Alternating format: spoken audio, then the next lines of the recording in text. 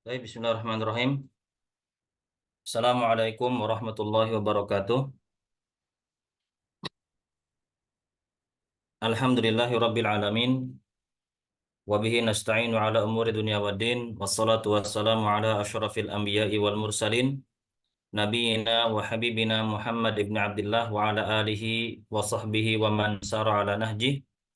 Wastanna bisunnatihi ila yaumiddin.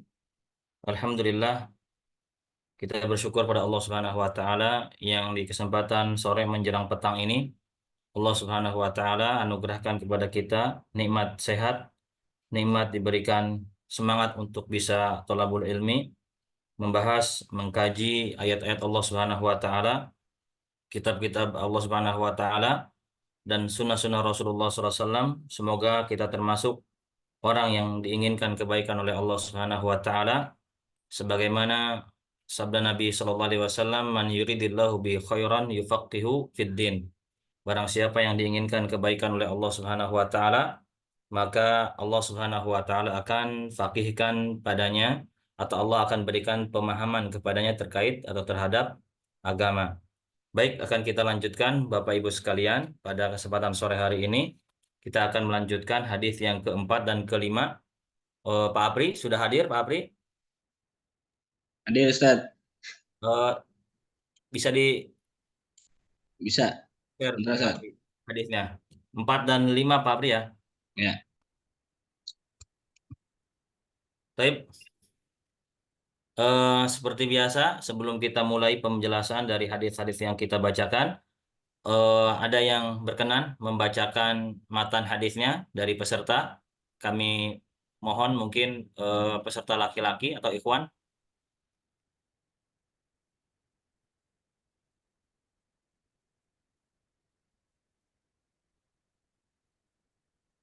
Afwan Ustadz, Ana Pak Pak Dwi, Dwi Ustadz ya. silahkan Pak Dwi, Masya Allah, Barakallahu Fiik Pak Dwi, Masya Allah ini langganan setiap Barakallah. bulan. Atau cuma sendirian Pak ya, ikhwannya ya, untuk peserta ya. Ada sih Pak, ada Ustadz kayaknya. Silakan. Memang tidak semua. Silakan Pak Dwi. An Abi Abdirrahmani Abdillahi bin Mas'ud radhiyallahu anhu qala haddatsana Rasulullah sallallahu alaihi wasallam wa huwa shadiqul masduq inna ahadakum yajma'u khalquhu fi Yujma'u, majma'u yuj.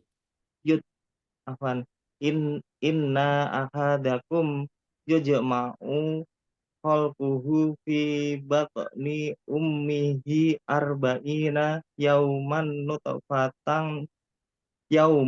nutfatan summa yakunu alaqatan misla dzalika summa yakunu mabgotan misla dzalika summa yursalu ilaihil malaku fayangfuhu fihi ruha Ruha. fay- Lanjut, lanjut Pak. wa yu'maru bi arba'i kalimatin bi bi rizqihi wa ajalihi wa amalihi wa syaqi au sa'idun fawaw Wasyaqiyin, wasyaqiyun, afwan, wasyaqiyun, wa syaqiyun au au sa'idun fawallahilladzi la ilaha ghairuhu inna ahadakum la ya'malu bi layak amali malu, bukan la. Kalau la nanti artinya beda Pak. Layak malu, pendek la-nya. la ya'malu bi imali Di ahli amali, bi amali ahlil jannati hatta ma yakunu bainahu wa bainaha illa diraun fayasbiqu alaihil kitabu fayamalu bi amali ahlin nari fayadkhuluha wa inna ahadakum layak malu, layak malu bi amali ahlin nari hatta ma yakunu bainahu wa bainaha illa diraun fayasbiqu alaihil kitabu fayamalu bi amali ahlil jannati fayadkhuluha. Rawahul Bukhari wa Muslim. Taib. Rawahu ya. Taib. Syukran Pak, jazakallah khairan, barakallahu fiik. Kita mulai ya pembahasan untuk hadis yang keempat ini. Kita mulai. Bismillahirrahmanirrahim. An Abi Abdurrahmani Abdullah bin Mas'udin radhiyallahu taala anhu. Ya. Dari hadis ini diriwayatkan oleh seorang sahabat yang mulia dari Abu Abdurrahman. Abu Abdurrahman ini kunyah untuk seorang sahabat yang mulia, ya, seorang yang mulia yang bernama Abdullah bin Mas'ud radhiyallahu taala anhu. Ya, siapa Abdullah bin Mas'ud ini? Beliau nama aslinya adalah Abdullah bin Mas'ud bin Ghafil Al-Makki Al-Hudaili. Ya, beliau ini termasuk orang yang awal-awal masuk Islam. Disebutkan oleh para ulama bahwa beliau ini orang yang keenam masuk Islam. Yang saat itu beliau menjadi seorang penggembala kambing. Ketika beliau menggembala kambing, datanglah dua sosok orang yang menawan, yaitu Rasulullah SAW dengan Abu Bakar, yang meminta izin untuk eh, memerah kambing milik tuannya tersebut. Namun Abdullah bin Mas'ud tidak mengizinkan. Lalu Rasulullah SAW meminta izin, meminta untuk diberikan kepadanya seekor kambing yang eh, belum pernah memiliki anak atau tidak ada susunya sama sekali. Kemudian dipinjam oleh Rasulullah SAW, kemudian dipegang ambing susu kambing tersebut sehingga akhirnya mengeluarkan susu. Itu yang membuat takjub Abdullah bin Mas'ud sehingga akhirnya beliau masuk Islam. Ya, Abdullah bin Mas'ud ini dikenal seorang sahabat yang faqih, ya, termasuk ulamanya para sahabat. Ya, kemudian beliau juga termasuk qori'nya para sahabat. Ya, orang yang termasuk menguasai Al-Quran. Makanya Rasulullah SAW beliau pernah bersabda, khudul Qur'ana min arba'ah. Ambil Al-Quran dari 4 orang. Kata Rasulullah SAW, ambil Al-Quran dari 4 orang. Siapa aja? Kata Rasulullah SAW, ya, ibnu atau ibni Ummi Abdin. Yakni maksudnya adalah ambil Al-Quran dari Abdullah bin Mas'ud yang pertama. Yang kedua kemudian Abdullah bin Mu'ad bin Jabal kata Rasulullah SAW. Kemudian Ubay bin Ka'ab yang ketiga. Dan yang terakhir adalah Salim Maula Abi Hudzaifah. Ini 4 orang yang direkomendasikan oleh Rasulullah SAW untuk diambil darinya Al-Quran. Bukan berarti sahabat yang lain tidak direkomendasikan untuk diambil darinya Al-Quran. Tetapi 4 orang ini merupakan punggawa-punggawa terkait masalah ilmu Al-Quran. Ya, Abdullah bin Mas'ud, kemudian Mu'ad bin Jabal, kemudian Ubay bin Ka'ab, dan terakhir adalah Salim Maula Abi Hudzaifah. Ya, nah kemudian Mu'ad bin Jabal ini, Abdullah bin Mas'ud ini adalah seorang sahabat yang eh, memiliki kekurangan fisik, ya. Bahwasanya beliau ini memiliki kekurangan fisik yang mana betis beliau ini kecil, ya. Pernah suatu ketika para sahabat dengan Rasulullah SAW berkumpul, ya, kemudian beliau sedang naik ke suatu benda, kemudian angin berhembus sehingga akhirnya menyingkap kaki atau betisnya Abdullah bin Mas'ud. Kemudian para sahabat tertawa. Kata Rasulullah SAW, apa yang membuat kalian tertawa? Ya, para sahabat ditanya oleh Rasulullah SAW, apakah kalian mentertawakan karena kecilnya betis Abdullah bin Mas'ud?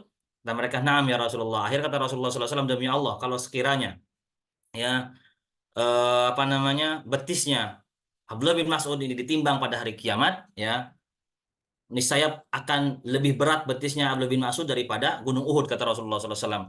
Dari hadis ini juga diambil faidah bahwa nanti pada hari kiamat, ya, walaupun ada ikhtilaf para ulama di sana terkait masalah penetapan apa yang akan ditimbang pada hari kiamat dari seorang hamba, apakah jasadnya, apakah amalnya itu sendiri, ataukah catatan amal kebaikan dan keburukannya, ya.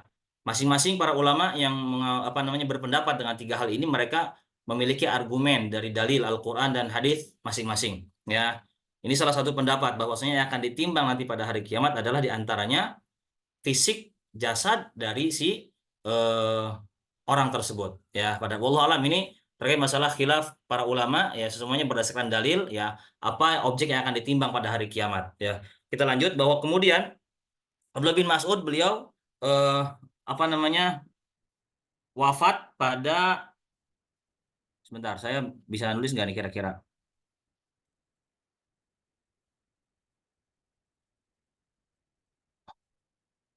gimana Pak Apri? Mohon maaf untuk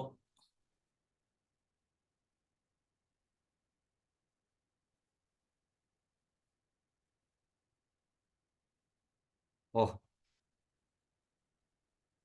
Ustaz, kenapa? lambang lambang pensil atau pulpen di situ. Anot Annotated. Bentar. Ini masalahnya ini bukan.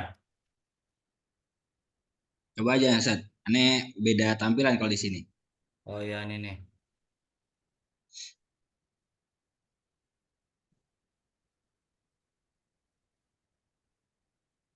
Nah, Abdullah bin Mas'ud beliau eh, wafat pada tahun ke 32 Hijriah ya. Ini mohon maaf ya. Abdullah bin Mas'ud radhiyallahu taala anhu beliau wafat pada tahun ke 32 Hijriah ya. Ini eh, salah seorang sahabat mulia ya yang termasuk memiliki banyak andil di kalangan para sahabat. Taib. Kita lanjut ya. Abdullah bin Mas'ud radhiyallahu taala anhu beliau berkata ya, haddatsana Rasulullah sallallahu alaihi wasallam. Haddatsana ini artinya berkata kepada kami atau mengabarkan kepada kami sama ya. Biasanya kalau dalam masalah ilmu hadis ya, ketika meriwayat menyebutkan sanad para rawi hadis biasanya hanya tertulis di belakangnya itu nah seperti ini ya. Ini kalau antum membaca sebuah hadis yang ada sanadnya secara lengkap ya dari Abu Hurairah misalnya dari Imam Bukhari kemudian gurunya syekhnya kemudian di sela-sela itu ada na seperti ini. Maksudnya adalah akhbarona ya. Tapi kalau tertulis begini sana ya ini maksudnya adalah haddatsana ya. Artinya berkata kepada kami Rasulullah Shallallahu alaihi wasallam wa huwa as-sadiqu al-masduqu dan beliau adalah seorang as-sadiqu ya wa huwa artinya beliau dia as-sadiq artinya orang yang jujur jujur dalam perkataannya ya jujur dalam perkataannya al-masduqu dan dibenarkan apa yang dikabarkannya. Ini menunjukkan kefakihannya Abdullah bin Mas'ud ketika beliau meriwayatkan hadis dari Nabi Shallallahu Alaihi Wasallam. Yang mana hadis yang keempat ini, Bapak Ibu sekalian, merupakan hadis yang berkaitan dengan masalah perkara gaib. Ada dua perkara gaib yang disebutkan di dalam hadis ini. Yang pertama berkaitan dengan masalah penciptaan manusia, ya. Kemudian yang kedua adalah perkara takdir yang Allah tentukan kepada manusia tersebut ya makanya beliau mengatakan wahwa as-sadiqu al-masduqu beliau adalah seorang yang jujur ya sifat beliau adalah jujur dan kejujuran beliau diakui oleh semua manusia baik kawan maupun lawannya ya makanya ketika Rasulullah SAW beliau mengumpulkan orang-orang Quraisy yang sebab turunnya surat Al-Masad ya di pagi buta Rasulullah SAW berteriak, ya sobaha. Ya sobaha ini merupakan kalimat yang diucapkan oleh seseorang yang ingin mengabarkan sebuah kabar berita penting. Jadi semua orang berkumpul di Bukit Sofa saat itu. Sampai orang yang nggak bisa datang pun mengutus utusan. Apa sih yang akan dikabarkan oleh Muhammad? Ini berita penting. Dan mereka tahu Muhammad itu bukan orang yang pendusta. Pasti benar yang dikabarkan. Ya. Kemudian setelah mereka berkumpul, Rasulullah SAW ingin mengambil apa namanya kejujuran mereka. Ya, apakah apabila aku kabarkan kepada kalian bahwasanya di balik bukit ini ada sekelompok pasukan yang akan menyerang kalian di pagi atau sore, ya hari. apakah kalian akuntum musaddiqi, apakah kalian akan membenarkan ucapanku? Kata mereka, ma jarobna alaika kadziban. Ya. Kemudian Rasulullah SAW mereka mengatakan, ya wahai Muhammad, kami tidak akan pernah mendustakanmu. Artinya mereka ini pasti percaya apa yang dikabarkan oleh Rasulullah SAW. Ya, akhirnya Rasulullah SAW beliau bersabda, ini nadhirun lakum baina yaday adzabin alim. Sungguhnya aku ini sang pemberi peringatan kepada kalian dari azab yang pedih. Ya, lalu paman beliau Abu Lahab bangkit berdiri mengatakan, tabban laka sa'ira ayyamika ya Muhammad, alihada jama'tana. Sungguh celaka engkau wahai Muhammad, ya, sepanjang harimu. Apakah hanya untuk urusan sepele seperti ini engkau kumpulkan kami di pagi buta, ya, sampai orang sibuk-sibuk lari mengejar berita tersebut, ya. Ternyata cuma masalah begini engkau kabarkan, ya. Akhirnya turunlah surat Al-Masad, tabat yada abila habiu watab dan seterusnya, ya. Wa huwa shadiqu, dan kita sebagai seorang muslim yang mengucapkan dua kalimat syahadat, ya, terutama konsekuensi dari yang kita ucapkan dari apa namanya syahadat persaksian Muhammad adalah utusan Allah Subhanahu wa taala, di antaranya adalah yang pertama konsekuensinya tasdiquhu fima akhbar, ya. Yang pertama kita harus atau wajib membenarkan apa yang beliau kabarkan. Baik yang dikabarkan oleh Rasulullah SAW itu masuk akal maupun tidak masuk masuk akal. Terlebih di zaman tersebut, di zaman Nabi SAW tidak ada ilmu kedokteran yang modern, canggih seperti zaman sekarang, ya. Ini dituntut, ya, apa namanya, kejujuran hati untuk mau menerima kabar yang dikabarkan oleh Rasulullah Shallallahu Alaihi Wasallam, ya. Taib, wa huwa shadiqul masduq. Rasulullah SAW beliau bersabda, inna ahadakum, ya. Inna artinya ini sesungguhnya, ya, harfu taukid untuk penegasan, ya, sesungguhnya, ya, harfu taukid. Ahadakum, salah seorang dari kalian, ya, sesungguhnya salah seorang dari kalian, yujma'u khalquhu, dikumpulkan, yujma'u artinya dikumpulkan, khalquhu penciptaannya, ya, yujma'u dikumpulkan, khalquhu penciptaannya, fi batni ummihi, di batni artinya perut, ya, maksudnya adalah rahim, ya, karena rahim terdapat di perut seorang ibu, seorang wanita. Ummihi, ibunya, arba'ina, selama 40 yauman. Arba'ina 40 yauman, hari, nutfatan, dalam berbentuk apa namanya, setetes air, ya. Nah, air mani maksudnya, ya. Ini dalam riwayat Imam Bukhari, dan hadis ini sebagaimana kita tadi katakan diriwayatkan oleh Imam Bukhari dan Imam Muslim. Sementara dalam riwayat Imam Muslim, ya, Rasulullah Shallallahu Alaihi Wasallam beliau bersabda, idza marra bin nutfati thintani wa arba'una lailatan. Jika berlalu bin nutfah, ya, dengan setetes air mani tersebut, ya, melewati fase thintani wa arba'una lailah, 42 malam.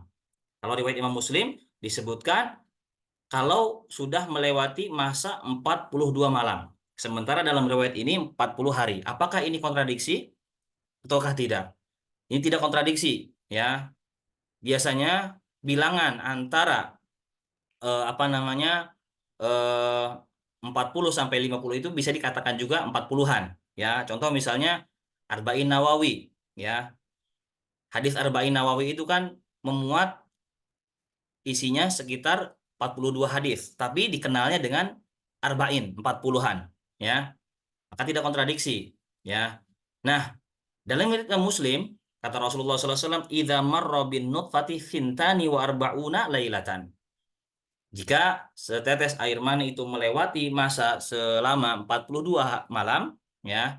Dalam ayat ini adalah 40 hari. Tidak ada kontradiksi di sini, ya. Baik. Dan di mana air tersebut ditaruh oleh Allah Subhanahu wa taala, ya, yakni berada di rahim seorang wanita, seorang ibu. Makanya Allah Subhanahu wa taala berfirman di dalam Al-Qur'an, "Tsumma ja'alnahu nutfatan fi qararim makin." Kemudian kami jadikan setetes air tersebut di tempat qoror, di tempat yang tetap, yang kuat. Maksudnya adalah rahim seorang ibu, seorang wanita, ya. Tsumma yakunu 'alaqatan. Kemudian setelah fase 40 hari tersebut, air tersebut berubah menjadi, tetes air tersebut berubah menjadi segumpal daging. Tsumma kemudian yakunu menjadi alaqah, segumpal darah, afwan. Alaqah itu segumpal darah, mithla dzalika, ya. Mithla dzalika, ya. Tsumma yakunu mudghatan mithla dzalik. Kemudian pada fase yang ketiga, 40 hari berikutnya berubah menjadi sekerat daging. Mudghah artinya sekerat daging, ya. Kenapa dikatakan dengan mudghah? Karena berubah menjadi segumpal daging sebesar kadar suapan makanan yang disuap oleh seorang manusia. Sekerat daging itulah, ya, yang tadinya segumpal darah menjadi sekerat daging, ya. Makanya mudghah itu artinya sekadar yang bisa disuap ke dalam mulut seseorang, ya. Mithla dzalika. Nah, dalam riwayat Imam Bukhari ini, ya, hadis yang kita bahas ini ada di hadapan kita ini, Syekh Muhammad bin Shalih Al-Utsaimin dan para ulama yang lain berpendapat bahwasanya penciptaan manusia itu dari setetes air kemudian berubah menjadi sekerat daging itu melewati fase 120 hari atau selama berapa bulan? 4 bulan, ya. 4 bulan lamanya, ya. Sementara dalam riwayat Imam Muslim yang tadi kita bacakan, ya, perubahan bentuk dari setetes air mani kemudian menjadi segumpal darah, sekerat daging, ya, itu terjadi pada masa 42 hari perubahannya, bukan selama 120 hari.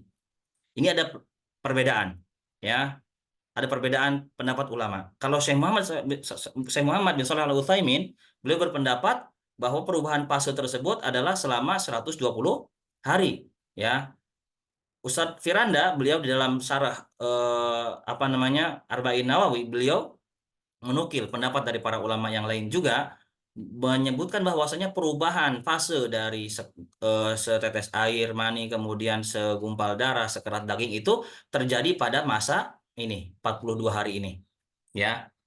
Sebagaimana tadi hadis dalam riwayat Imam Muslim kita bacakan, Rasulullah SAW bersabda, "Idza marra bin nutfati fintani wa arba'una lailatan."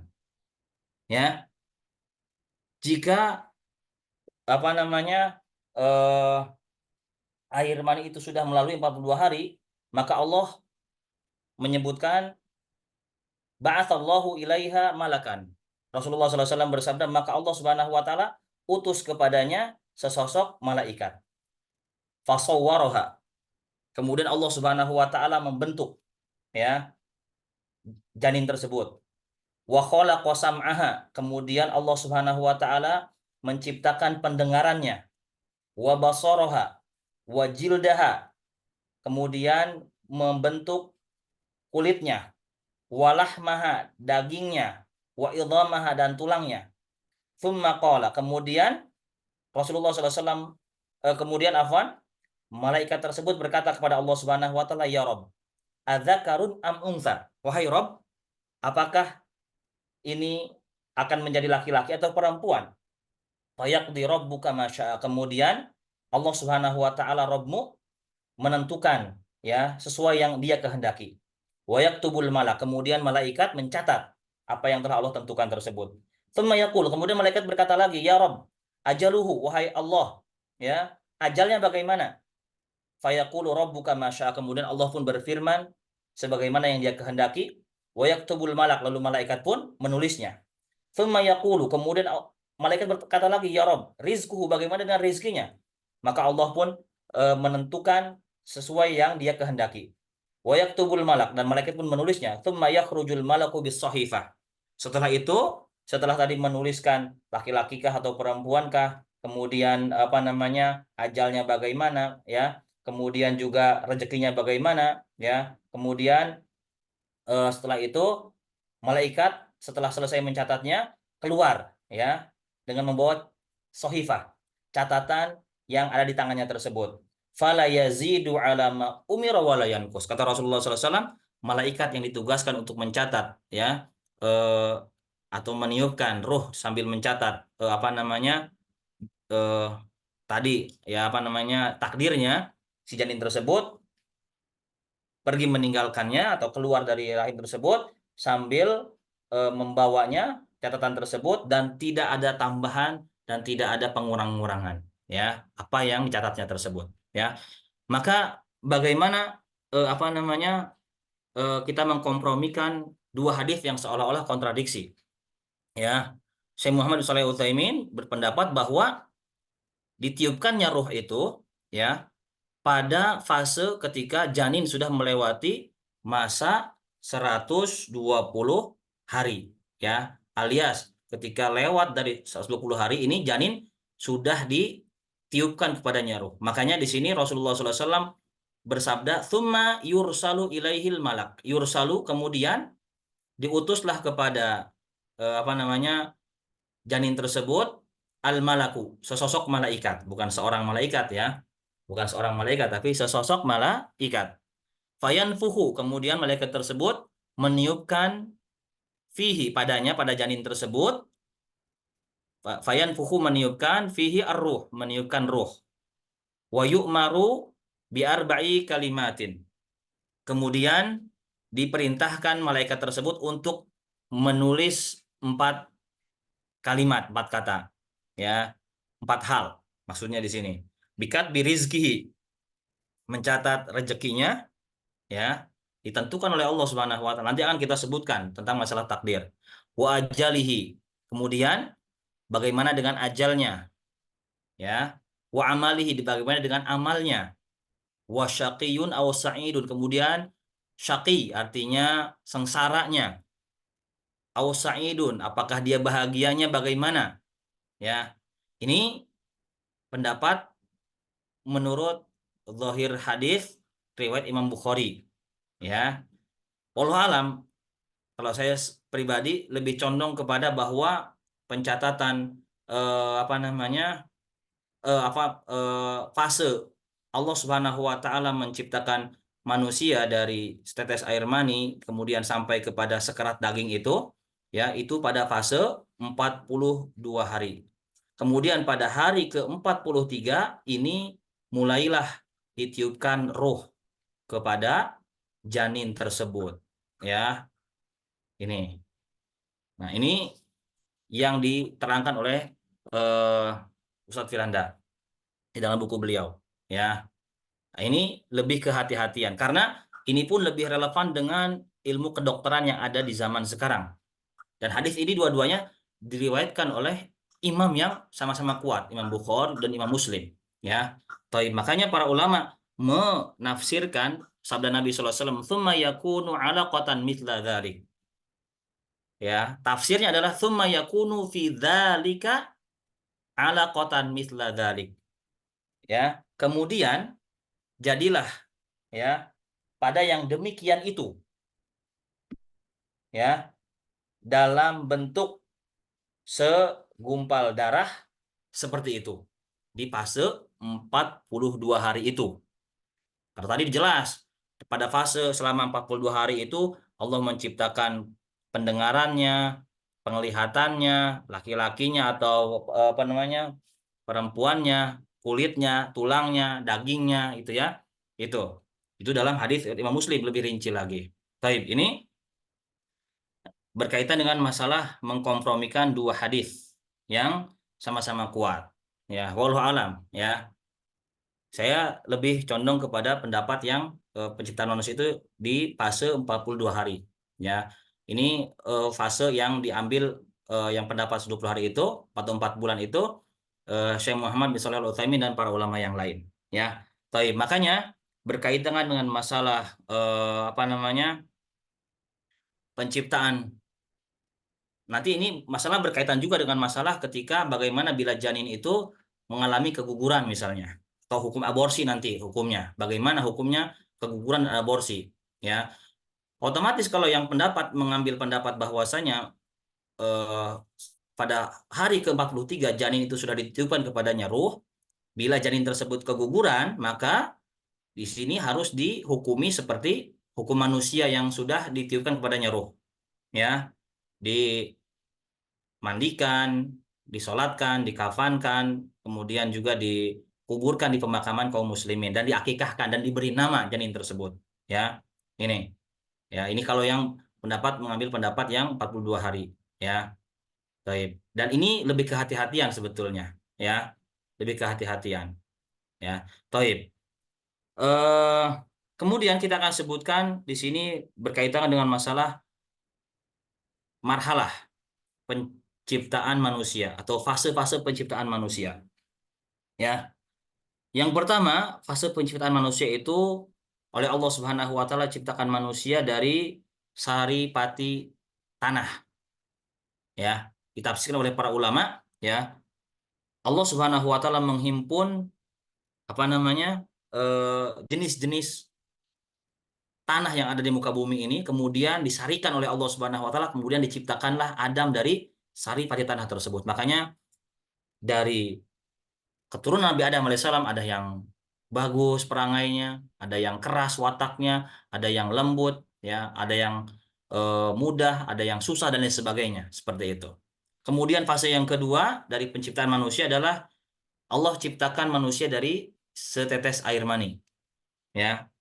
Kemudian berubah bentuk menjadi yang ketiga, fase ketiga alaqah, segumpal daging, segumpal darah, afwan. Fase yang keempat, mudghah. Ya, mudghah itu tadi sebesar suapan makanan yang disuapkan ke mulut seseorang manusia.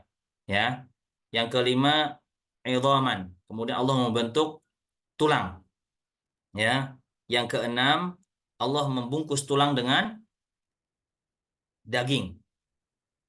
Yang ketujuh, baru Allah Subhanahu Wa Taala yang terakhir ciptakan dalam bentuk yang lain. Hal ini disebutkan oleh Allah Subhanahu Wa Taala dalam surat Al-Mu'minun, ya, Al-Mu'minun, ayat yang ke-12 sampai 15. Ini ayatnya.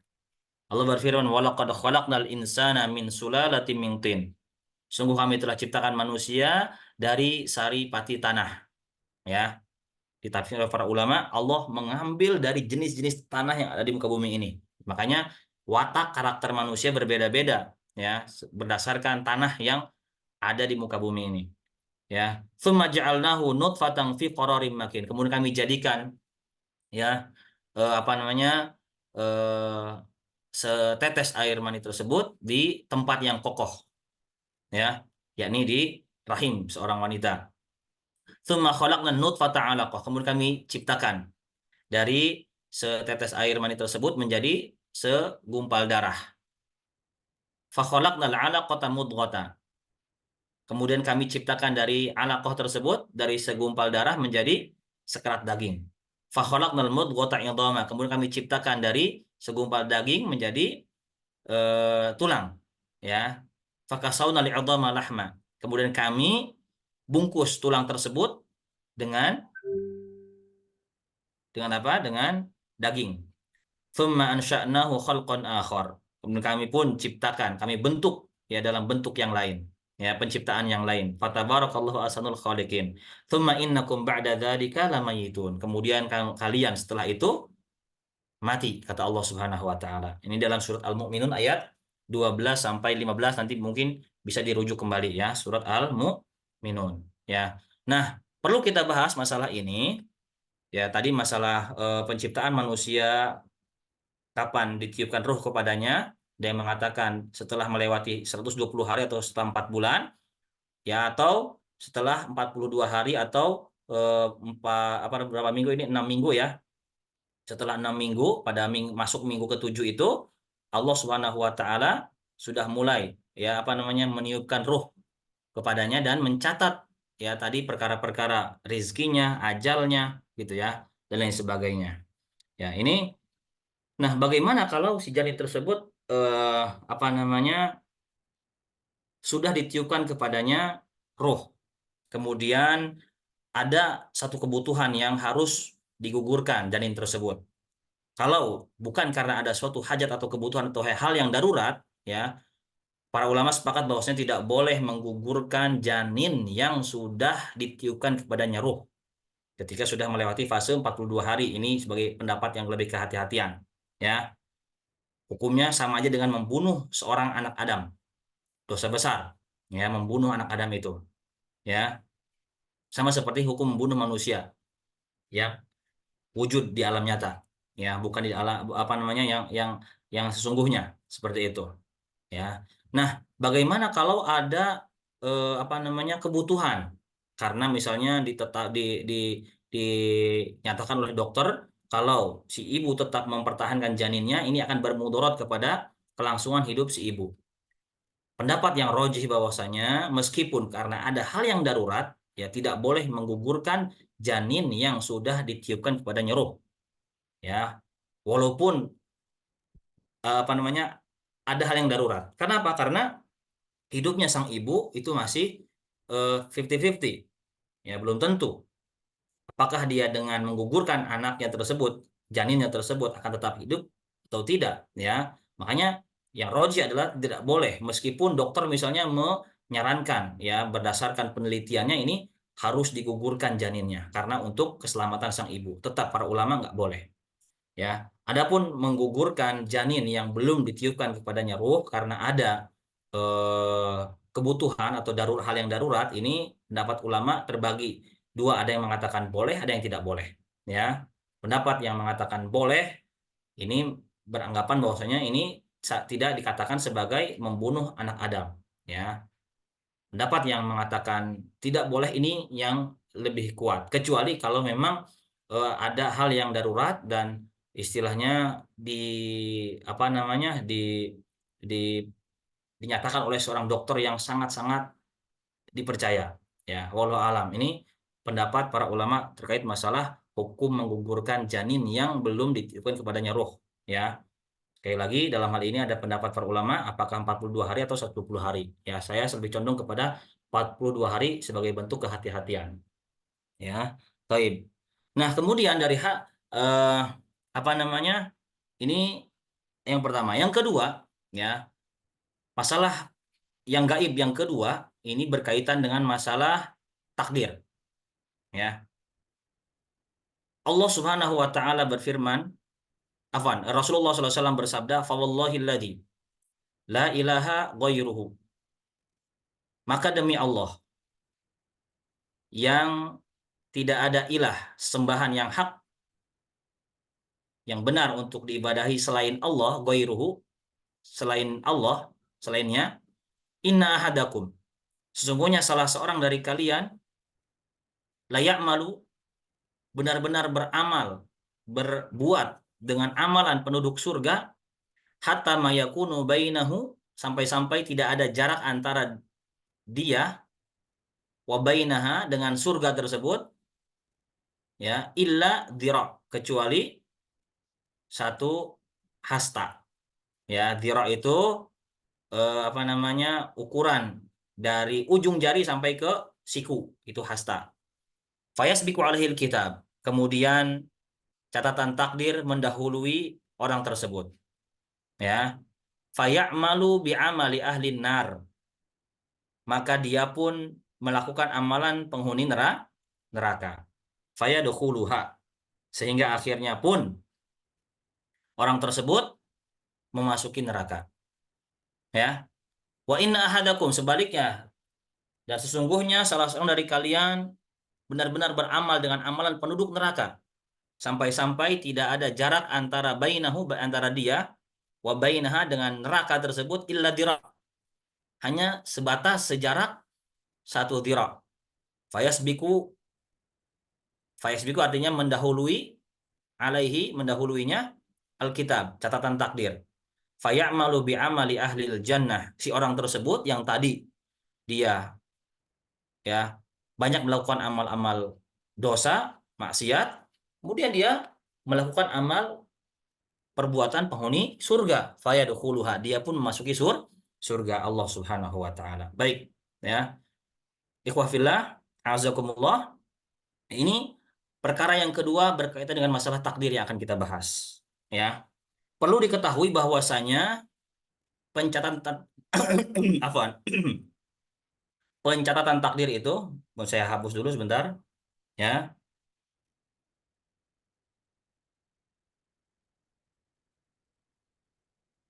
Tolong hapus Pak Apri.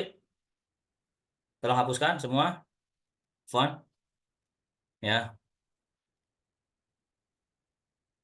Pencatatan takdir itu ada 4 macam. Ini kalau kita pahami ini, insya Allah kita tidak bingung memahami masalah takdir Allah Subhanahu wa taala. Ya. Yang pertama itu pencatatan takdir atau catatan takdir secara umum. Ini yang ada di Lauhul Mahfud. Ya. Inilah yang tidak ada perubahan dalam pencatatan takdir Allah Subhanahu wa taala. Semua ya bentuk takdir yang akan terjadi di kehidupan ini Allah simpan semuanya di Lauhil Mahfud. Makanya ada pencatatan takdir secara umum. Ini yang Allah simpan di Lauhil Mahfud yang tidak akan ada perubahan sama sekali. Ya. Ada yang kedua namanya takdir umri.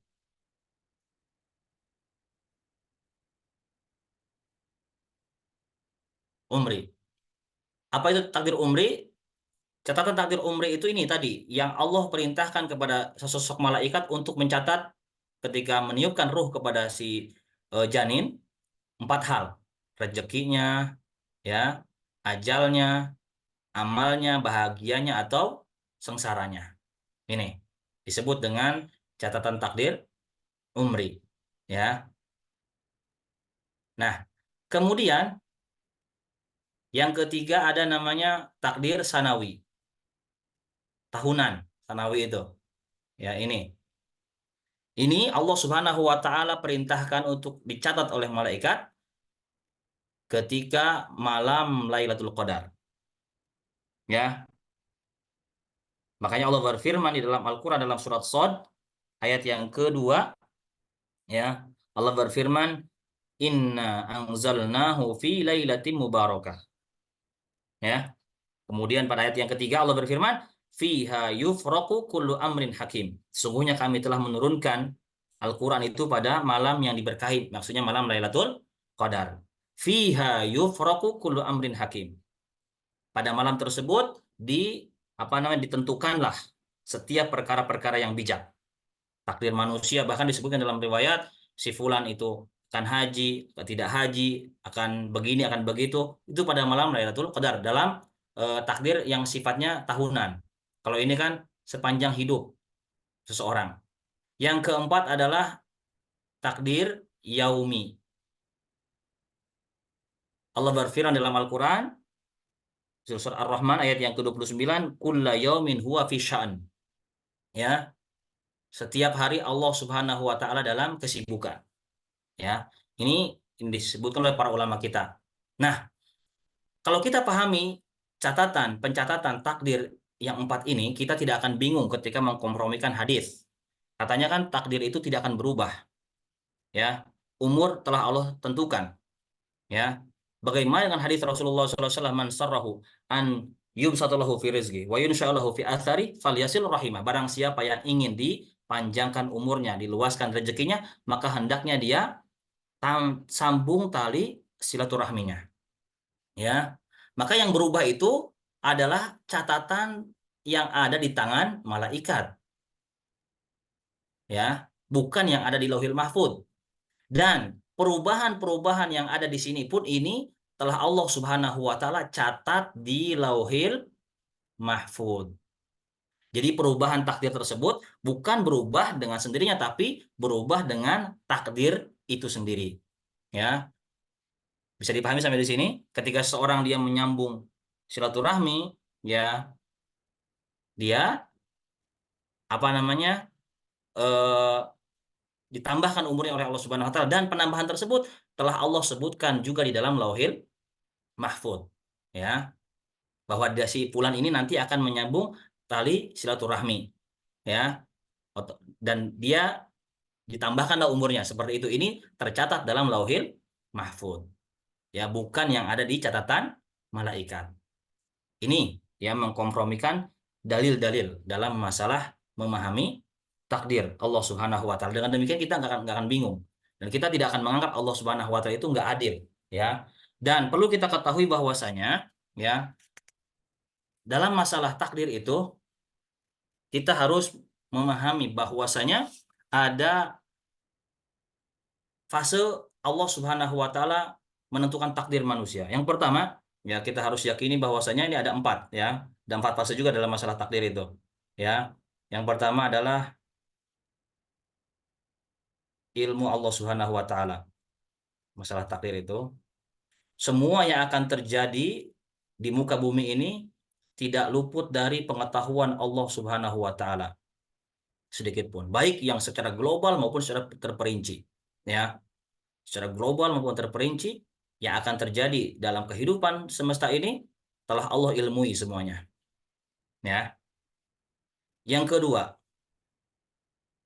setelah itu Allah Subhanahu wa taala catat dalam catatan di Lauhil Mahfud. Makanya Allah perintahkan kepada pena untuk mencatat, ya. Makanya dalam sebuah hadis, awwalu ma khalaqallahu al-qalam.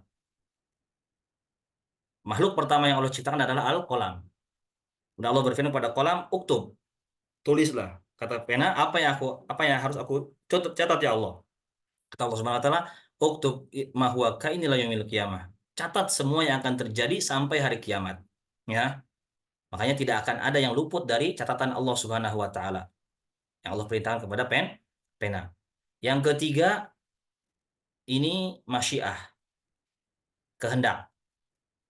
Apa yang Allah Subhanahu wa taala ketahui yang akan terjadi, ya, di alam muka bumi ini tentunya terjadi dengan kehendak Allah Subhanahu wa taala. Apa yang dia kehendaki pasti akan terjadi, yang tidak dikehendaki tidak akan terjadi, ya. Yang keempat baru Allah Subhanahu wa taala pasti yang keempat ciptakan makhluk tersebut. Nah, ini yang keempat, ya.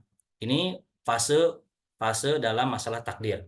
Tingkatan apa namanya? Fase-fase dalam masalah takdir, ya.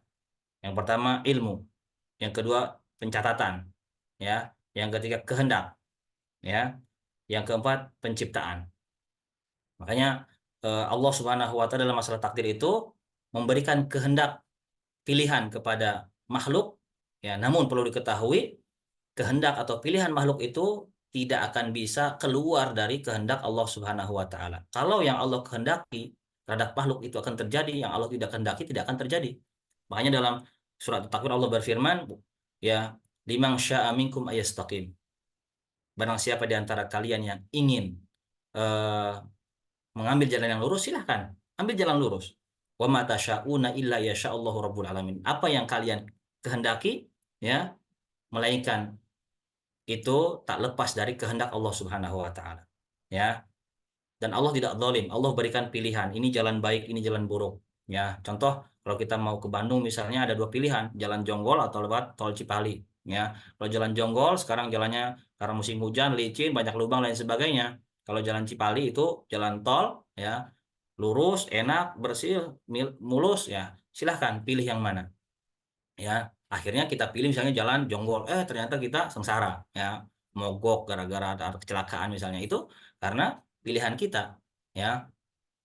Tapi apa yang kita pilih itu tentunya berada di bawah kehendak Allah Subhanahu wa taala. Allah telah menghendakinya.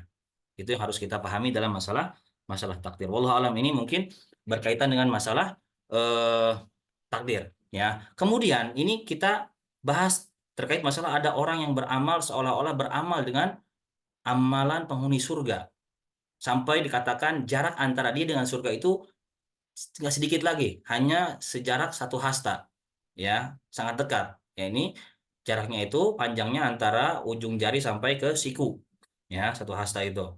Ya, kemudian dia mengamalkan amalan penghuni neraka, fayadkhuluha. Kemudian dia memasuki neraka tersebut. Ya, dalam riwayat lain disebutkan, ya, dalam riwayat yang lain disebutkan, ya,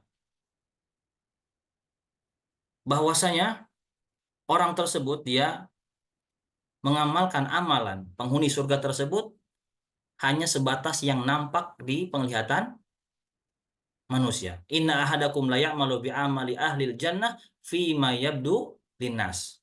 Sesungguhnya salah seorang di antara kalian ada yang mengamalkan amal penghuni surga hanya sebatas yang terlihat oleh pandangan manusia saja.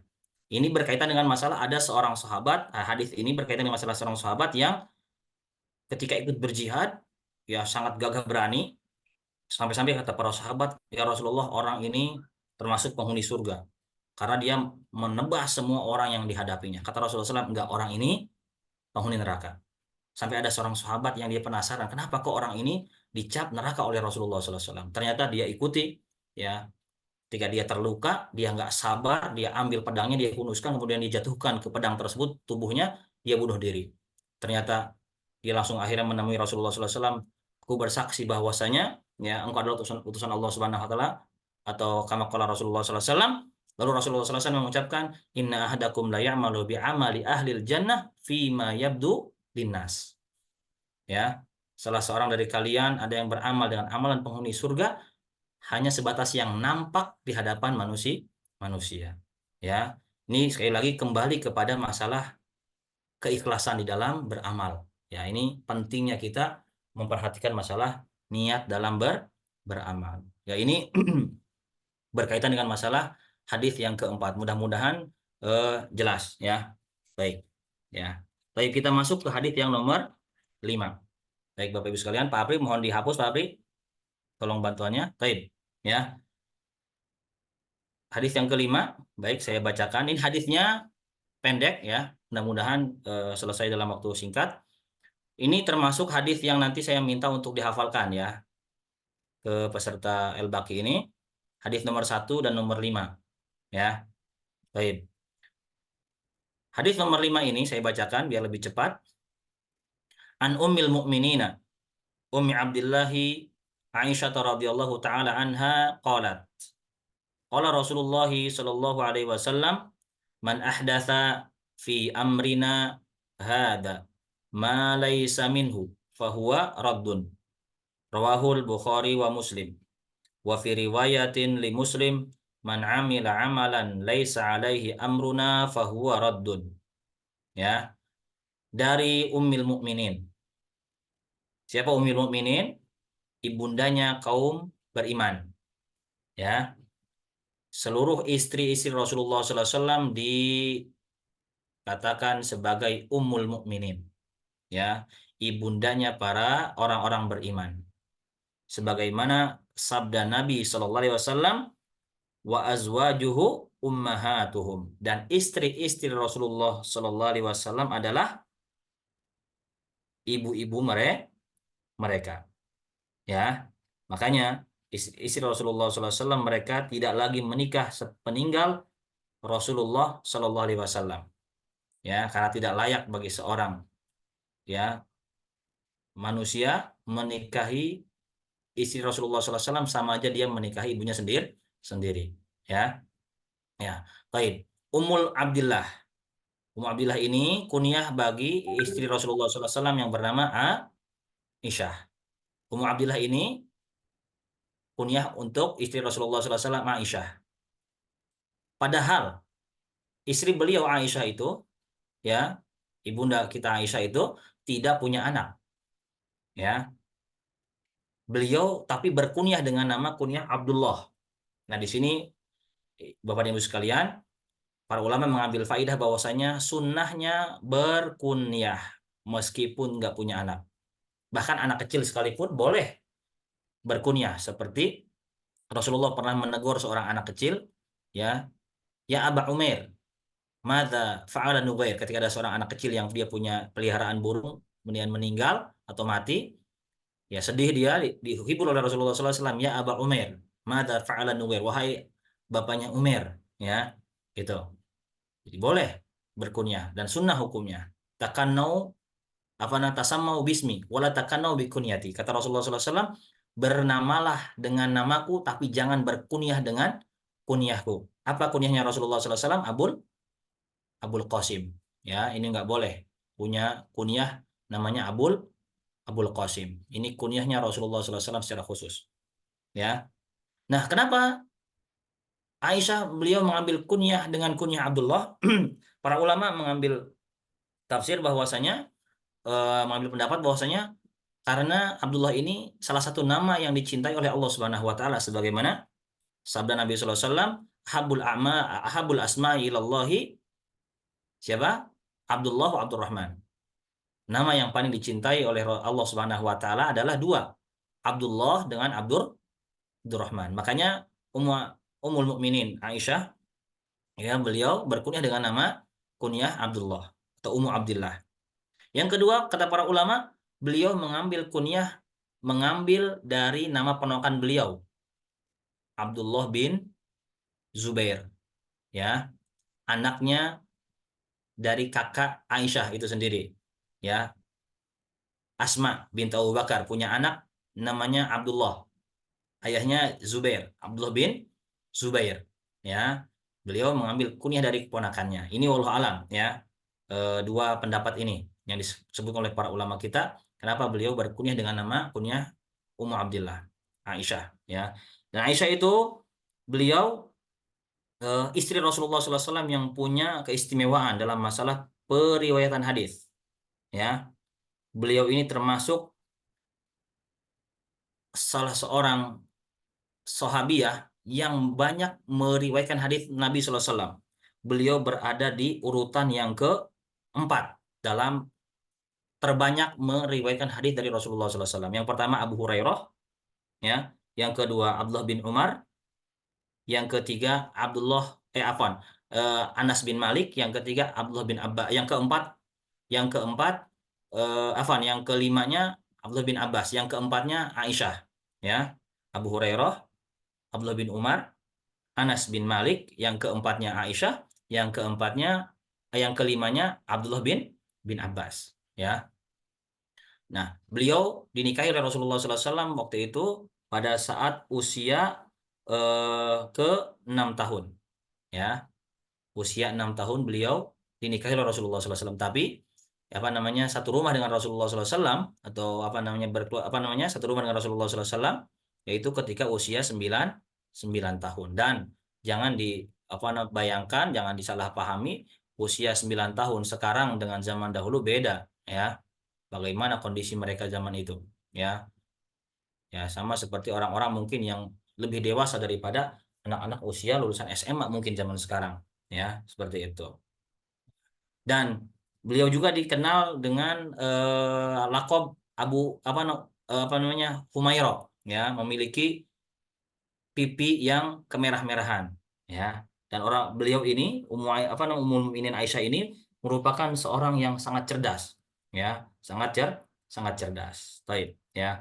Beliau wafat pada tahun ke eh, apa namanya tahun ke-58 Hijriah wafatnya, dalam usia ke-85 tahun. Dibalik, ya. Ini tahun wafatnya, ini usianya, ya. Ini usianya, tahun wafatnya, ya. Ini tahunnya. Baik, ya.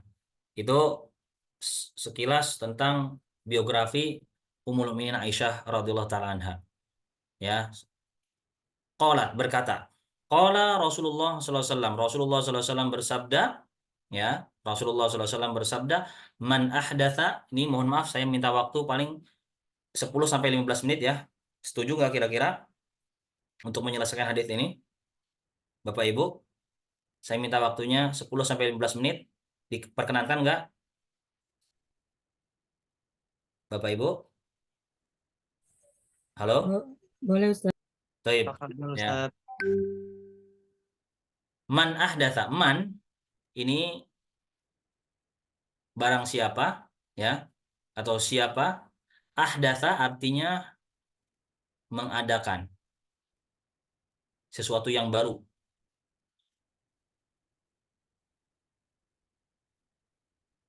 Hadis ini berkaitan dengan masalah perkara-perkara yang baru, tidak ada contohnya, tidak ada perintahnya dari Nabi SAW, atau yang lebih dikenal dengan masalah bid'ah. Ya, masalah bid'ah. Ya, man ahdatsa, barang siapa yang mengadakan. Ya, fi amrina, fi amrina, dalam amrina, urusan kami, perkara kami. Ya, maksudnya dalam syariat atau agama. Nah, ini barometernya. Syariat atau agama. Bukan masalah bukan masalah dunia. Ya. Hada ma laisa minhu. Dalam agama kami ini. Ya. Ma laisa minhu. Yang bukan bagian dari agama. Ya. Bukan bagian dari agama. Ini. Fahuwa, maka perkara yang baru diada-adakan tersebut roddun, artinya mardud, tertolak. Nah, kita akan bahas. Ya, baik. Hadis ini merupakan mi'yar atau barometer atau sebagai syarat diterimanya amal ibadah seorang hamba. Ya, yang pertama syaratnya ikhlas, yang kedua adalah mutaba'atur Rasul, mengikuti petunjuk Rasulullah SAW. Sebagaimana salah satu konsekuensi ketika kita mengucapkan asyhadu anna Muhammad Rasulullah. Yang pertama tasdiquhu fima akhbar. Kita benarkan apa yang Rasulullah kabarkan. Wa ta'atuhu fima amar. Taati apa yang diperintahkan oleh Rasulullah sallallahu alaihi wasallam. Wajtinabu manha'anhu wa zajar. Tinggalkan, jauhi apa yang dicela oleh Rasulullah sallallahu alaihi wasallam atau dilarangnya. Wala ya'bud wa alla ya'budallaha illa bima syara. Dan tidak beribadah kepada Allah kecuali dengan apa yang dia syariatkan. Makanya di sini ahdatsa, mengadakan sesuatu yang baru, ya, yang tidak ada sama sekali perintahnya dalam agama. Contoh misalnya, ya, beribadah kepada Allah dengan cara berjemur misalnya. Saya mau beribadah kepada Allah dengan cara berjemur di bawah matahari 1 hari misalnya. Ya, ini kan nggak ada sama sekali dalam syariat agama Allah Subhanahu Wa Taala. Ya, tapi dia adakan dengan meyakini itu merupakan sebuah bagian dari agama, bentuk ibadah. Ya, taib. Makanya diancam bukan cuma sekedar tertolak amalan tersebut orang-orang yang melakukan amalan yang baru tersebut, ya, berdosa dia, dan bahkan nanti di hari kiamat akan terancam terusir dari meminum air dari telaga Rasulullah Shallallahu Alaihi Wasallam. Ketika Rasulullah SAW menyebutkan tentang sifat telaga beliau, ya, yang banyak bejananya sebanyak bintang di langit, warnanya lebih putih daripada susu, manisnya lebih manis daripada madu, wanginya lebih wangi daripada minyak kasturi. Ya, ketika itu manusia umat Nabi Muhammad SAW akan mendatangi telaga tersebut. Kemudian fayuhtalaju minhum, ada yang diusir oleh malaikat. Kata Rasulullah SAW, innahu min ummati, dia itu termasuk umatku. Apa kata malaikat tersebut? Innaka la tadri ma ahdatsa ba'dak. Wahai Muhammad, engkau tidak tahu apa yang dia ada-adakan sepeninggalmu.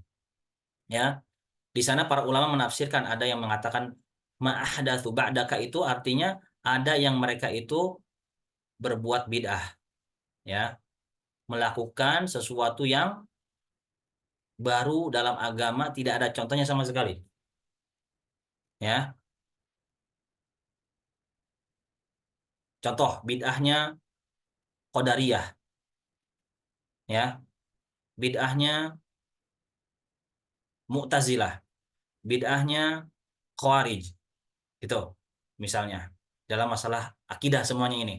Ya, makanya Ada yang pendapat kedua mengatakan mereka itu murtad dari agama Allah Subhanahu wa taala, dan terbukti ketika Rasulullah SAW wafat banyak di antara mereka yang murtad dari agama Allah Subhanahu wa taala karena mereka meyakini bahwasanya setelah Rasulullah SAW wafat itu zakat tidak lagi wajib ditunaikan karena Nabi Muhammad sudah wafat, kata mereka, ya. Dan perlu diketahui bahwasanya bid'ah yang pertama kali muncul di tengah-tengah para sahabat itu, ya, atau di tengah-tengah umat kaum muslimin ini, bid'ah yang terjadi di zaman para sahabat, bid'ahnya Khawarij, ya, di zamannya Khalifahan Ali bin Abi Thalib, Utsman bin Affan, sampai beliau akhirnya wafat terbunuh, ya, itu bid'ah Khawarij, ya. Kemudian yang kedua muncul di zaman sahabat juga, ya, apa di generasi sahabat atau di zaman tabi'in, muncul bid'ahnya Syiah atau Rafidhah. Ini, ya, orang yang berlebihan dalam mengagungkan Ali bin Abi Thalib. Ini untuk menandingi Khawarij Syiah itu. Kalau Khawarij ini keras terhadap pemimpin khalifah, kalau Syiah ini berlebihan. Sampai-sampai orang Rafidhah ini mereka menuhankan Ali bin Abi Thalib. Ya, makanya beliau Ali bin Abi Thalib memberikan hukuman kepada orang-orang Syiah itu dengan cara dibakar. Ya, karena mereka menuhankan Ali bin Abi Thalib, dan akhirnya Abdullah bin Abbas kalau tidak salah, ya, memberikan nasihat, ya, bahwa alangkah baiknya kalau Ali bin Abi Thalib itu tidak membakar mereka dengan tidak menghukum mereka dengan dibakar dengan api, karena Rasulullah SAW bersabda, la yu'adzibu binar ila rabbunar, tidak boleh mengazab dengan api kecuali Robnya api, itu Allah Subhanahu wa taala, ya.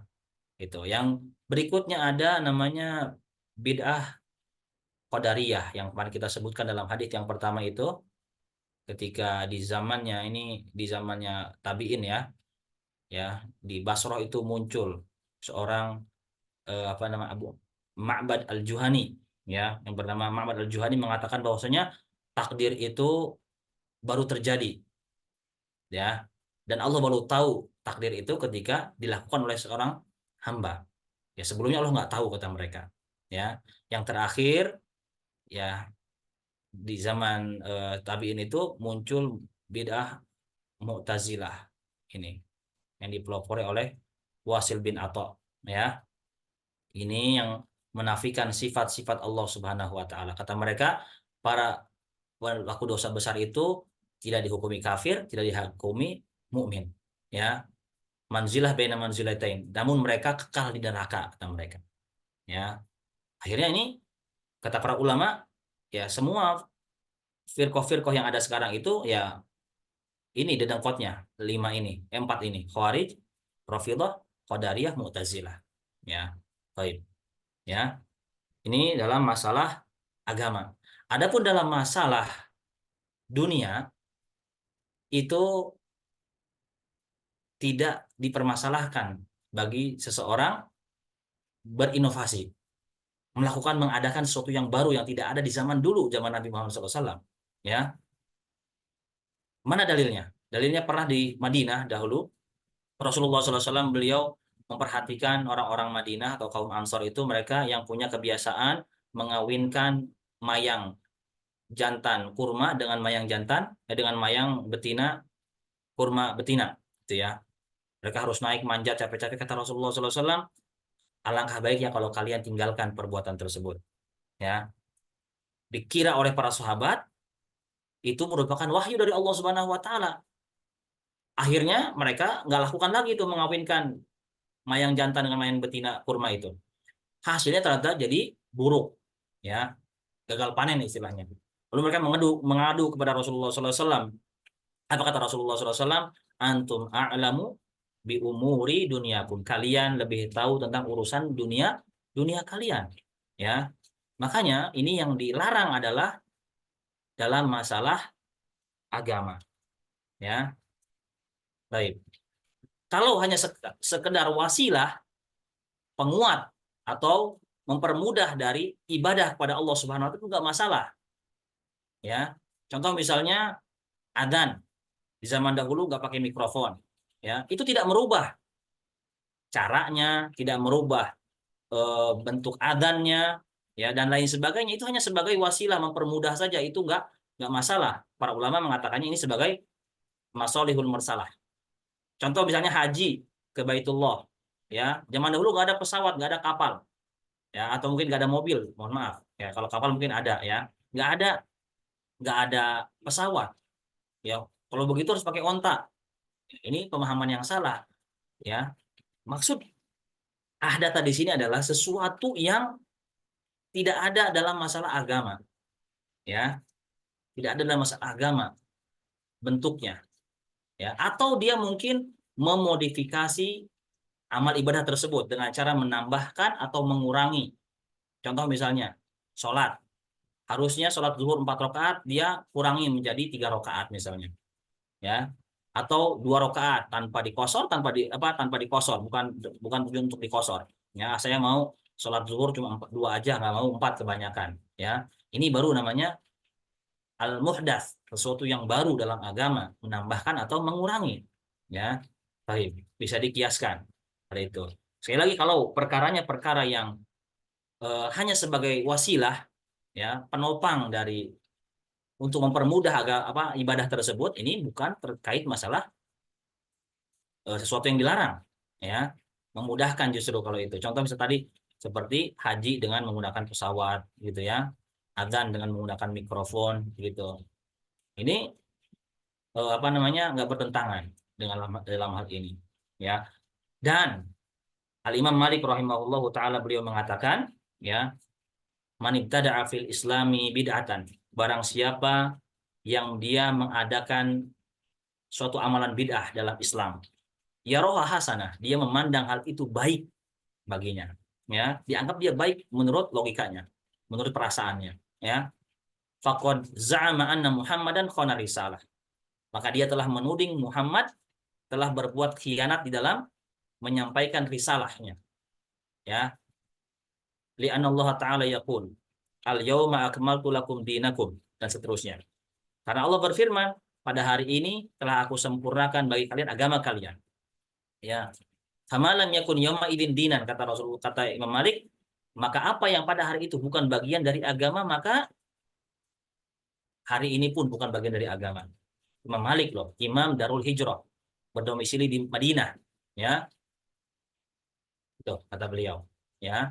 Contoh lagi misalnya, apakah sekolah, mendirikan sekolah itu termasuk bid'ah, atau sekarang kita belajar online seperti ini? Di zaman Nabi kan nggak ada Zoom, ya, nggak ada internet. Apakah ini bid'ah? Ini bukan bid'ah. Ini disebut dengan masolihul mursalah, ya. Untuk wasilah saja, memudahkan, ya. Tetapi yang benar-benar murni itu ibadah yang tidak ada sama sekali, kemudian dia buat sebuah amal ibadah, baru itu namanya bid'ah, ya, muhdats, sesuatu yang baru yang tidak ada dalam agama, ya. Paham sampai sini insyaallah, ya. Rawahul Bukhari dan Muslim, ya. Dan perlu kita ingat, ya, ada sebuah kaidah di dalam kaidah agama kita, ya, al aslu fil ibadati haram, ya. Ibadah itu hukum asalnya adalah haram. Ini hukum asalnya, ya. Ingat-ingat, hukum asal dari ibadah kepada Allah itu adalah haram, kecuali yang ditetapkan oleh dalil syariat, ya. Kecuali yang ditetapkan oleh siapa? Syariat, ya. Sebaliknya dalam masalah dunia, hukum asalnya itu adalah mubah, masalah dunia. Nih. Kecuali yang ada larangannya. Makanya dalam jual beli hukum asalnya itu mubah, boleh. Wa halallahul bai'a wa harrama riba. Allah menghalalkan jual beli dan mengharamkan riba, ya.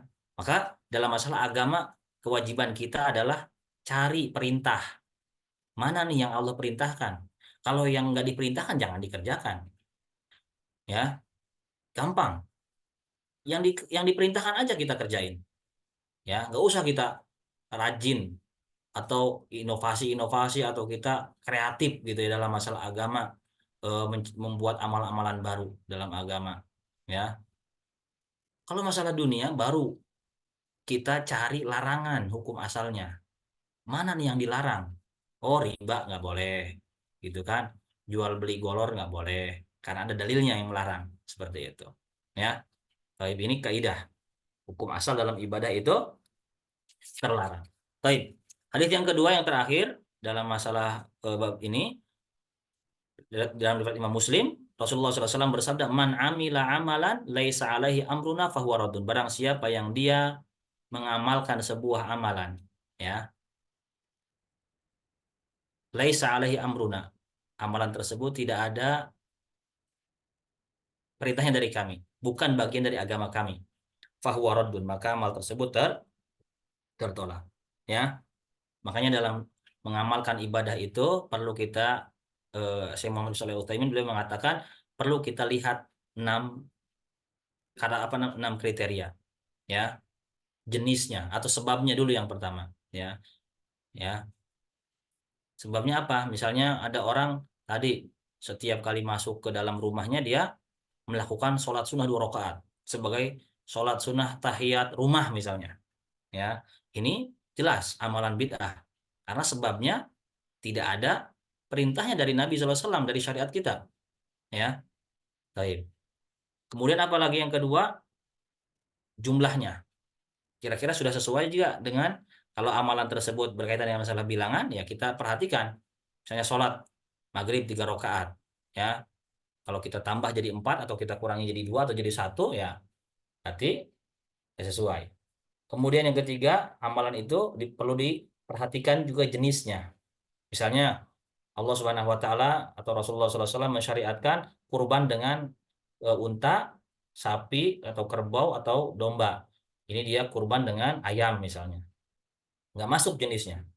Kemudian kalau berkaitan dengan waktu dilihat, ya, apakah ini tepat nggak kalau berkaitan dengan masalah waktu, ya. Kemudian berikutnya tempatnya, ya. Misalnya haji dia nggak mau ke Baitullah, misalnya hajinya ke Karbala misalnya, ya. Ini orang-orang Syiah Rafidhah, ya, ke Karbala misalnya. Nah, ini berarti kan amal-amal bid'ah, tidak sesuai dengan kriteria yang ditentukan oleh syariat, ya. Sebabnya, ya, yang kedua, bilangannya kalau berkaitan dengan masalah ibadah yang ada bilangannya, kemudian jenisnya kalau berkaitan dengan masalah ibadah yang ada kaitannya dengan masalah jenis, ya, tadi contohnya tadi kurban dengan hewan-hewan yang Allah tentukan. Kemudian waktunya, misalnya haji, nggak mau haji di bulan Dzulhijjah, saya mau hajinya di bulan Ramadan misalnya, atau di bulan Syawal misalnya, gitu ya, biar sekalian saya lebaran gitu, ya. Kemudian zaman yang keenam adalah tempat apa waktunya, apa tempatnya makan, ya. Nah, ini eh, berkaitan dengan masalah amal bid'ah. Terakhir, yang terakhir sekali, ya, eh, terkadang ada amalan ibadah yang ada contohnya dari Nabi SAW, ya, ada contohnya dari Nabi SAW dari syariat kita, namun dikategorikan menjadi amalan bid'ah karena tidak sesuai dengan tata cara yang telah ditetapkan oleh syariat, ya. Contoh zikir, ya, zikir ini kan secara contoh mutlaknya ada, diperintahkan dianjurkan untuk zikir, ya ayyuhalladzina amanu dzkurullaha dzikran katsira. Pernah terjadi di zamannya para tabi'in, ya, ada orang-orang yang berzikir secara berjamaah di masjid dengan dipimpin oleh salah seorang pemimpinnya. Mereka membuat halaqah lingkaran, ya, dalam sebuah lingkaran tersebut tengah-tengahnya ada pemimpinnya. Setiap dari mereka itu memegang kerikil-kerikil batu untuk menghitung jumlah zikir mereka, ya. Kata pemimpin mereka, sabbihu mi'ah, bertasbihlah 100 kali, kabiru mi'ah, bertakbirlah 100 kali. Dilihat oleh Abu Musa al-Asy'ari, ya. Kemudian dilaporkan kepada Abdullah bin Mas'ud, ya. Dilaporkan kepada Abdullah bin Mas'ud. Ketika ditanya oleh Abdullah bin Mas'ud, ya, kenapa kalian lakukan hal ini? Ma aradna illa khairan. Kata mereka, kami melakukan hal ini karena ingin mendapatkan kebaikan. Ini hujahnya orang-orang pelaku bid'ah itu ingin dapat kebaikan lebih. Ya, kata Abdullah bin Mas'ud, kamin muridin lil khair lam yusibhu. Betapa banyak orang yang menginginkan kebaikan tapi tidak dia dapatkan. Kenapa? Karena tidak sesuai dengan petunjuk Nabi SAW. Ya, mereka para sahabat Nabi SAW masih hidup. Ya, bejana-bejana Nabi Muhammad SAW masih belum pecah, masih ada. Pakaian Rasulullah SAW belum usang, kata Abdullah bin Mas'ud. Alangkah cepatnya kalian keluar dari apa namanya binasa, ya, wahai umat Nabi Muhammad, wahai umat Muhammad. Ya, sungguh kalian ini berada di atas milah yang lebih baik daripada milahnya Muhammad. Atau kalian ini sekarang sedang membuka pintu keburukan, kata Abdullah bin Mas'ud.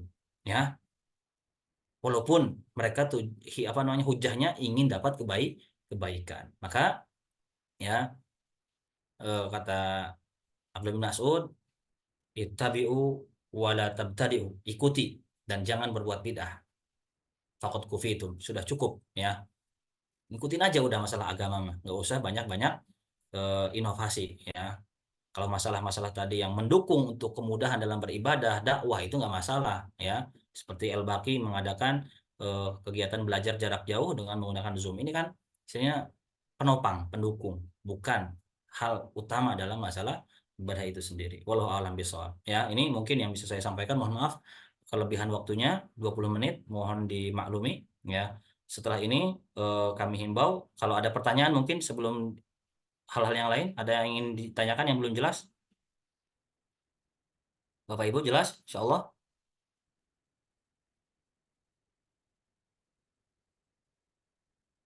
Cukup?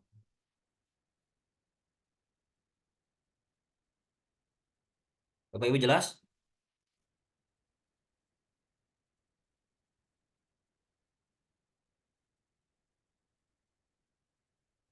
Ada yang ditanyakan? Tidak?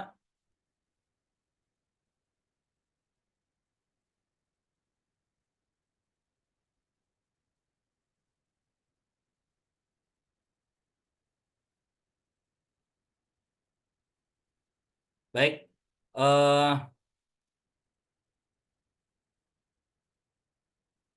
ini ada pertanyaan, izin bertanya, judulnya itu bidah ya tadi. Ya, ini yang nomor 5 ini, hadis kelima ini, larangan melakukan inkarul bidah ya. Inkarul bidah, mengingkari perkara yang bid'ah ya dalam masalah agama. Sesuatu yang baru dalam agama yang tidak ada contohnya, tidak ada perintahnya dari Nabi Shallallahu Alaihi Wasallam dalam masalah agama ya. Sesuatu yang baru tadi kita sebutkan ya dalam, dan bidah itu terbagi, ada bidah berkaitan dengan masalah i'tiqadiyah dan bidah berkaitan dengan masalah amal ibadah, amal perbuatan. Kalau yang bidah berkaitan dengan masalah akidah itu biasanya bisa mengeluarkan pelakunya dari agama Islam. Contoh bid'ahnya orang-orang Qadariyah, ya, keyakinan, ya, yang menolak takdir, ya. Adapun bid'ah amaliyah itu bid'ah amalan itu tidak otomatis mengeluarkan pelakunya dari agama Islam, ya. Ini perlu dipahami, ya.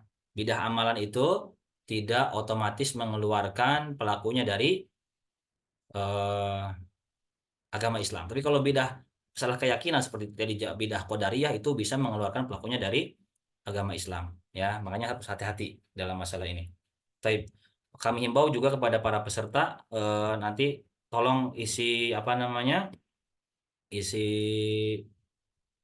absennya ya masing-masing. Ya ini pesan dari bagian eh, administrasi. Tolong diisi chatnya masing-masing. Walau alam bisawab. Kalau tidak ada lagi pertanyaan, ya kita cukupkan. Mohon maaf atas kelebihan waktunya ya. Subhanakallah bihamdika asyhadu alla ilaha illa anta astaghfiruka wa atubu ilaik. Assalamualaikum warahmatullahi wabarakatuh. Waalaikumsalam warahmatullahi wabarakatuh.